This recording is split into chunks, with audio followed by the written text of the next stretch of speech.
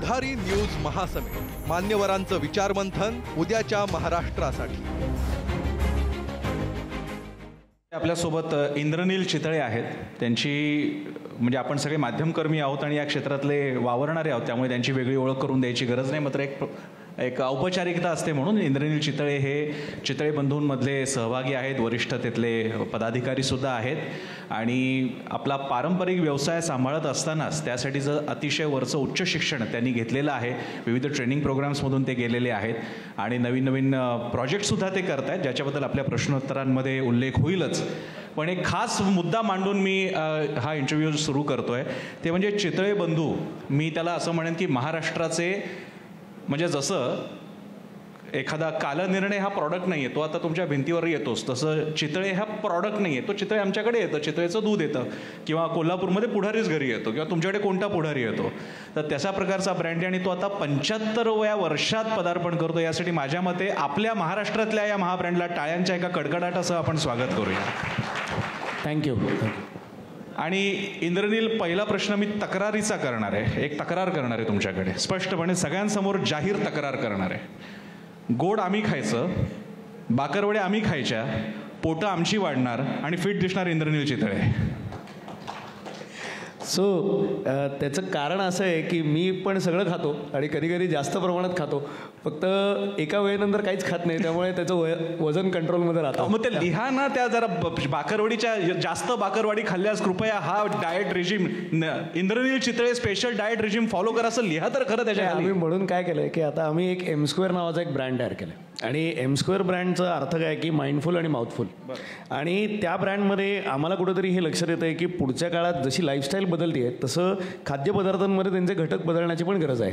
So no added sugar असेल किंवा gluten free असेल किंवा लॅक्टोज फ्री असेल, या पद्धतीचे वेगवेगळे पदार्थ पण त्याच्यात केले जात आहेत। त्याचपासून मिलेटचे अनेक वेगवेगळे पदार्थ आहेत की जिथे शिऱ्यापासून, खिचडीपासून पोहे हे मिलेट बेस्ड आम्ही बनवतो रेडी टू ईटमध्ये। त्याच्यामुळे तुम्ही आता चितळेंचे प्रोडक्ट हे हेल्दी फॉर्मॅटमध्ये पण खाऊ शकता की ज्याच्याने तुमचं कंट्रोल जास्त चांगलं होईल। सो त्याचे मी सॅम्पल तुम्हाला पाठवतो। अर्थात इथे मी थोडंसं स्वतःला करेक्ट करेन, गोड खाणं, तिखट खाणं हा आपल्या संस्कृतीचा, खाद्य संस्कृतीचा भाग आहे। त्यावेळी हे सगळे रेजिम वगैरे बाजूला ठेवायचे असतात, मजबूत ताव मारायचा असतो बाकरवड्यांवर, चहावरती चहाचे प्याले रिचवायचे आणि बाकरवड्या खायच्या। तुमच्या जाहिरातीच आहे, आणा आणि खा, हे त्याचं आहे नाव। त्याकडे आपण येऊच, म्हणून मला सगळ्यात पहिल्यांदा आपल्या सगळ्यांना अभिमान वाटेल असं आणि अतिशय ज्याचं प्रचंड कौतुक सोशल मीडियावर चाललेलं आहे, एक सविस्तर मोठी ॲड ज्याच्यामध्ये अख्खी शॉर्ट स्टोरी तुमच्यापर्यंत आणली जाते आणि स्टोरी फॉर्मॅटमधून ब्रँड प्रमोट केला जातो आणि ह्याच्यावरती फार कमी जण असा प्रयोग करतात, त्यापैकी चितळे आता हे नाव झालेलं आहे। आणि विशेष म्हणजे त्यांनी ब्रँड ॲम्बॅसेडर म्हणून या शतकातला महाखेळाडू आणि क्रिकेटचा देव मानला जातो त्या सचिन तेंडुलकरला तुम्ही आता ब्रँड म्हणून तुम्ही घेतलेला आहे। तर एक्सपान्शनच्या, ॲडव्हर्टायझिंगच्या या प्रकारे आम्हाला नाविन्य जाणवतं आहे। इंद्रनील चितळे आल्यापासून आम्हाला नाविन्य गेल्या काही वर्ष, 2 दशकांमध्ये आम्ही पाहतोय, तर याबद्दल जरा सांगा। जाहिरातीपासून सुरू करूया आणि मग प्रॉडक्ट एक्सपान्शनपर्यंत। नक्की।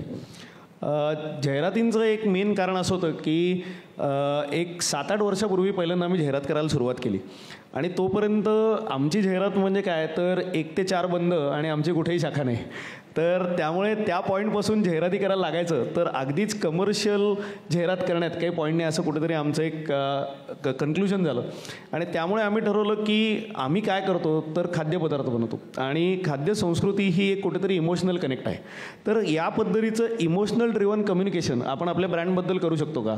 त्यामुळे आम्ही कमर्शियल्स किंवा ॲडव्हर्टाइजमेंटपेक्षा ब्रँड फिल्म्सवरती जास्त फोकस दिला आणि या ब्रँड फिल्म्स म्हणजे एक 4 ते 7 मिनिटाच्या कथाच आहेत की ज्याच्यातनं आम्ही सर्वसामान्य माणसांच्या आयुष्यात येणारे वेगवेगळे प्रसंग दाखवतो की ज्याच्यात मग सणावारांचं त्याच्यातलं समीकरण कसं असेल आणि त्यात आमचा प्रोडक्ट कुठेतरी कसा समावेश होतो याचा आम्ही एक प्रयत्न करतो। त्यामुळे आम्हाला आत्ता ब्रँड हा इमोशनली लोकांच्या मनात कसा आहे हे दाखवण्यात जास्त इंटरेस्ट असतो, रादर देन सेईंग की बाबा फक्त आणा आणि खा। 7 वर्षानंतर ॲक्च्युली कुठेतरी आम्ही त्या स्टेजला पोहोचलो आहे की जिकडे आता तेवढी कॉल टू ॲक्शन परिस्थिती की आम्ही जाहिरात करू शकतो आणि त्याचा इम्पॅक्ट हा कुठेतरी आमच्या सेलमध्ये होतो। क्या बात आहे। चितळेंची ही 4थी पिढी इंद्रनील चितळेंची आणि या सगळ्या पिढ्यांच्या या काळामध्ये मोठी स्थित्यंतरं त्यांनी पाहिली। मगाशी त्यांनी उल्लेख केला की आधी चितळे म्हणजे 1 ते 4 बंद। तुम्हाला आठवतंय का एका मोठ्या वृत्तवाहिनीनं बातमी केली होती ज्यावेळी तुम्ही दुपारी सुरू ठेवायचा निर्णय घेतला होता, ब्रेकिंग न्यूज चालवली होती, चितळे आता 1 ते 4 उघडे राहणार म्हणून, अशी टीव्हीवर ब्रेकिंग न्यूज केली होती। त्या काळापासून आज आम्हाला दिसतंय की बाकरवडी सगळीकडे मिळेल आणि अभिमानाने चितळे सांगतात आमची सर्वत्र शाखा आहे.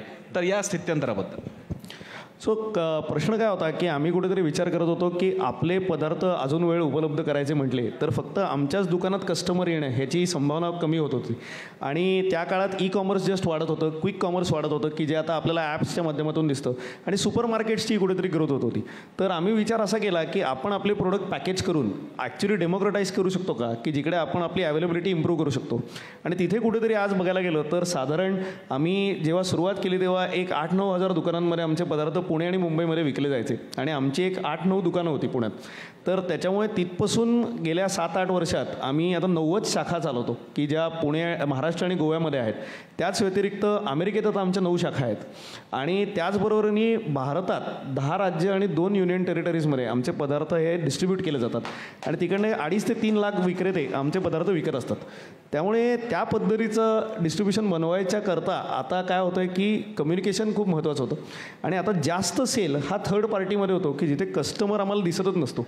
त्याच्यामुळे कस्टमरच्या डोक्यात माइंड शेअर ब्रँडचं राहण्याकरता आता ॲडव्हर्टायझिंग आणि कम्युनिकेशन खूप महत्त्वाचं होत चाललं आहे असं दिसतंय.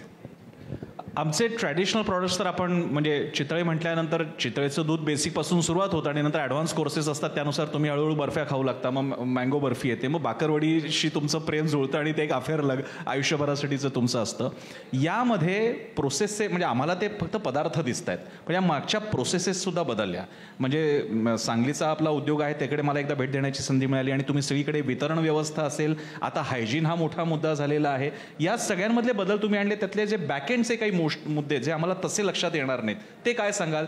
चितळे उद्योग समूहानं नाविन्यतेची, औद्योगिक नाविन्यतेची कास कशी धरली? सो मी जेव्हा परदेशात इंटर्नशिप करत होतो तेव्हा एकदा मला डेन्मार्कला एक आर्ला नावाची एक डेअरी पाहायची संधी मिळाली आणि ती डेअरी पाहिल्यानंतर तिथल्या मॅनेजरने आम्हाला दाखवलं की त्यांनी लिटरली फरशीला बोट लावलं आणि चाटलं स्वतःच्या जिभेत. अच्छा. आणि त्यांनी दाखवलं की आमची हायजीन डेअरीची इतकी आहे की आम्ही हे कॉन्फिडेंटली करू शकतो आणि आम्हाला काही आजारपण होणार नाही. तर ती गोष्ट मला खूप भावली की मी म्हटलं अरे या पद्धतीचा कॉन्फिडन्स जर का या कंपनीचा मॅनेजर देऊ शकतो तर तशा पद्धतीची सेफ्टी आपल्याला कन्झ्युमर्सनं द्यायला पाहिजे. आणि त्या पद्धतीला करायचं म्हटलं तर बेंचमार्किंग हे ग्लोबल पाहिजे. मग त्यामुळे मग ISO 22000 असेल किंवा आता FSSAI 22000 असेल, फूडचे जे काही कायदे आहेत की जे जगभरात चांगल्या कंपनी बेस्ट प्रॅक्टिसेस म्हणून वापरतात, या सगळ्या पद्धतीचं एकतर टॅलेंट आम्ही पहिला घेतला. त्याचबरोबरीने या सिस्टीम्स लावल्या आणि या सिस्टीम्स इम्प्लिमेंट करायला जेव्हा स्केल बांधायची गरज होती तर तेव्हा स्टँडर्डायझेशन आणि ऑटोमेशन या 2 गोष्टींवरती काम केलं. ऑटोमेशन केल्यामुळे काय झालं की जो ह्युमन एररचा भाग होता तो कमी झाला आणि त्याचबरोबरीने दुसरं काय झालं की आमच्या ज्या वर्कफोर्सचं कामाची पद्धत होती त्याच्यात आम्हाला रिस्किलिंग करायची वेळ मिळाली आणि त्या रिस्किलिंगमुळे ॲक्च्युली डिग्निटी ऑफ लेबर खूप इम्प्रूव्ह झाली. त्यामुळे आम्हाला असं दिसलं की जास्त लोकांना आमचे एकतर सगळे कारखाने ग्रामीण भागात आहेत त्याच्यामुळे ग्रामीण भागात आम्ही एकतर एम्प्लॉयमेंट जनरेट करत असतो. सो तिथे स्किल डेव्हलपमेंट करताना, या पद्धतीची स्किल डेव्हलपमेंट करताना कॉस्ट ऑफ लिव्हिंग त्यांची ग्रामीण लेवलचीच राहते, ही एक खूप महत्त्वाची गोष्ट आहे असं आम्हाला वाटतं. त्याच्यामुळे टॅलेंट उलट चांगल्या पद्धतीने मिळतो.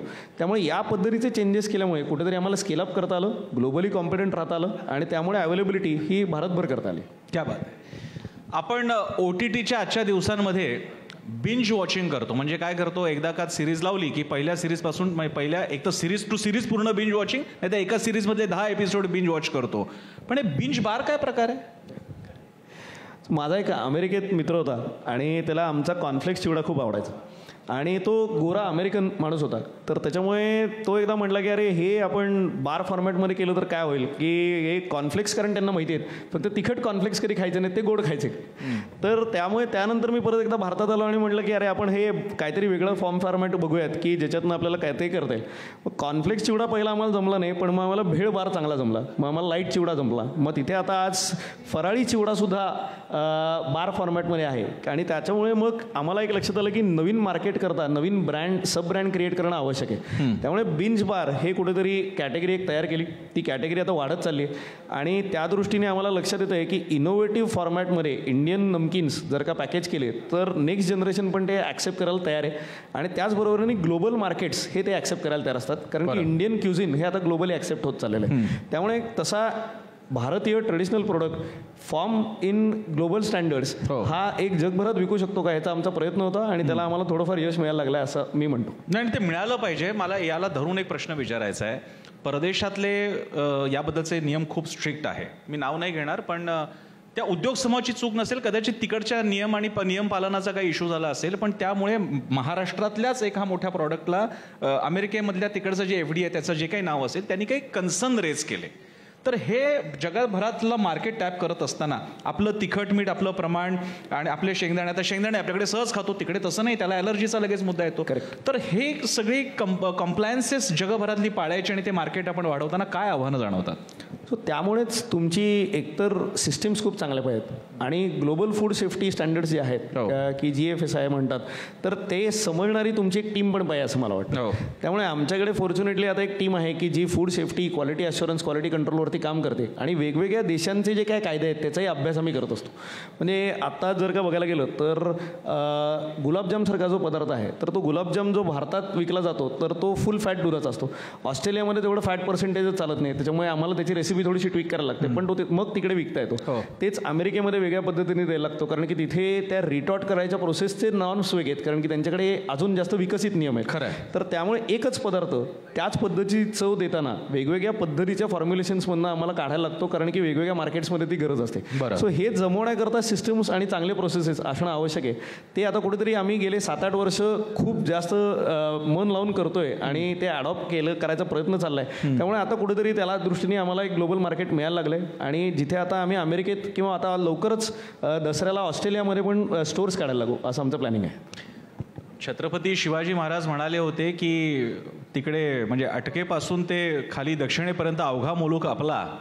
मात्र मधल्या काळात एक वाचनात फार सुंदर अशी भूमिका समोर आली होती की अहत कॅनडा तहत ऑस्ट्रेलिया अवघा मुलूक आपला. तर अशी आपली मराठी उद्योग जगतातली ही पुढची पिढी खरोखर शिवाजी महाराजांचा तो मंत्र प्रत्यक्षात आणतायत आणि अवघा मुलूक आपला करतायत. त्यासाठी पुन्हा एकदा तुमचं अभिनंदन. थँक्यू.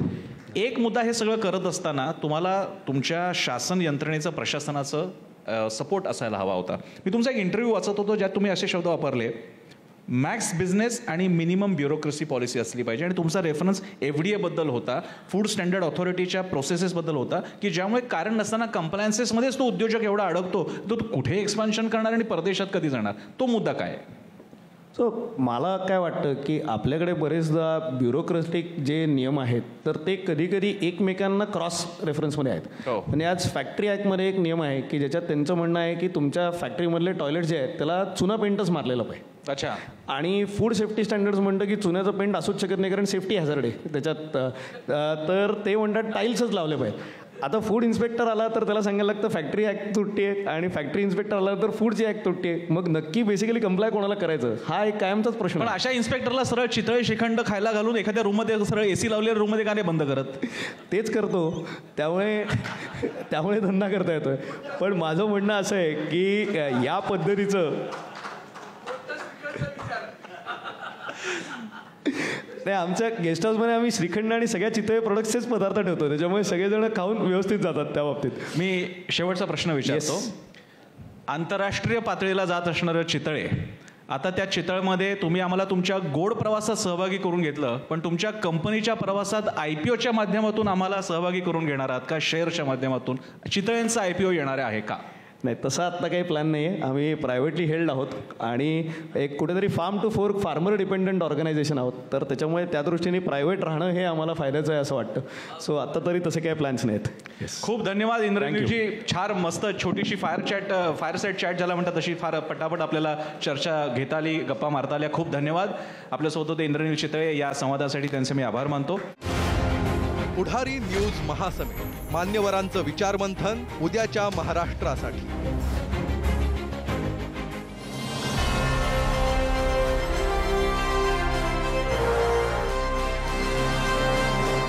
Thank you.